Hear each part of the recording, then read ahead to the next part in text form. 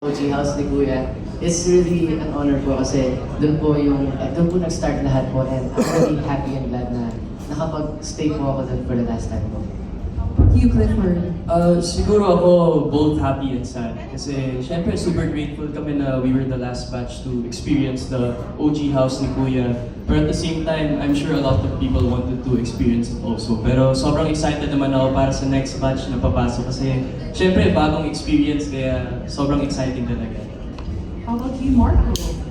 Well, ayun, kaya nga nasabi ni Clifford, it's bittersweet. But for me, talagang sobrang blessed lang ako and lahat ng mga nakasama kong housemates. Dahil kami pa yung naging last batch. And me personally, I never expected na makakapasok pa ako sa bahay ni Kuya since nasa industry na ako. So kumbaga, I'm just very grateful na na-experience ko yun. Kasi isa siyang experience na once in a blue moon lang at sobrang dami kong natutunan sa loob talaga ng bahay. So I'm just really thankful na nangyari yun sa akin. Exactly, once in a lifetime lang maging housemate. And I'm sure you guys, grabe pinagdaanan nyo to be a housemate. So you guys definitely made history as the last batch. How about you, Lee? Yeah, like what the boys said, what a privilege, what an honor. Kami yung nung binalita na yung Collab 2.0 yun na yung huling batch of the OG bahay ni Kuya. Yeah, it's sad pero with great, ano yun ang saying? Great new beginnings come. Balik na basta yung saying na yun. Basta yun,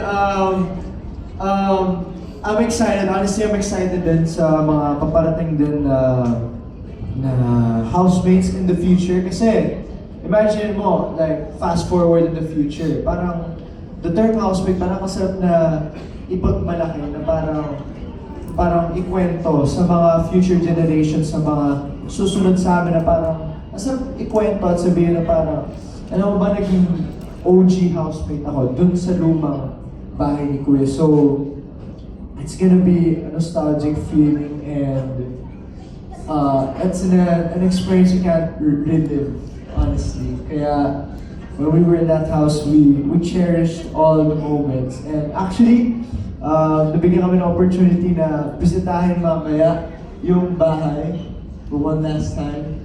Yeah. So yeah. Thank you so much, Lee. And like you said, it is a legacy to remember for a lifetime. How about our ladies? Sino gusto mag-start? Yan, napasa na kayong Caprice. Okay, Caprice!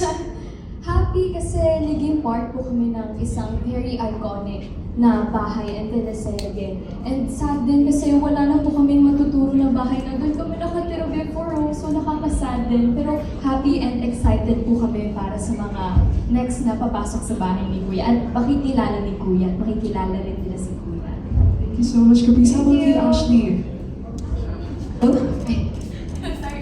Actually, ako po hindi po namin, I think we have no idea po na kami po pala yung magiging last batch. Pero, ayun po, now na nalaman po namin, ako po, I feel really happy na we got the opportunity po na makapasok po sa OG nga po na bahay po ni Kuya, which changed so many lives. And we're so happy po na nakapag-create din po kami ng memories po namin doon sa loob po ng bahay ni Kuya.